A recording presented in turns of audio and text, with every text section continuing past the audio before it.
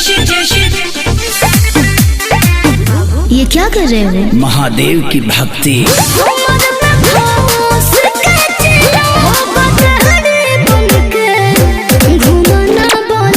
भाई लोग नमस्कार, आप लोग कैसे? आशा करता हूँ कि आप सब बहुत ही अच्छे होंगे। जहाँ दोस्तों आप सभी को बता दूं कि आपके चेता सिंह खेसारी यादव जी ने आप सबके लिए बहुत ही हाल वाला गाना आप लोग के बीच लेकर आ रहे हैं। जहाँ दोस्तों जिस गाने का नाम है जीजा चली देवघर। जहाँ दोस्तों जीजा चली देवघर बहुत ही हाल वाला गाना है। यहाँ तो बहुत ही दिन से इंतजार था इस गाना का। फाइनली कल सुबह में ये गाना रिलीज होने वाला है। जहाँ दोस्तों बहुत ही हाल वाला गाना है। इस सॉन्ग को गाए हैं आपके चेता सिंह खेसारी यादव जी ने और म्यूजिक सजाए हैं आर्या शर्मा और गीत लिखे हैं अखिलेश कश्यप यानी अखिलेश बाबा। जहाँ तो बहुत ही हाल वाला गाना है। कल ये S4U भोजपुरी पे, जहाँ तो S4U भोजपुरी पे कल सुबह में 6:45 पे जहाँ दोस्तों ये रिलीज हो जाएगा। बहुत दिन से इस गाने का इंतजार था।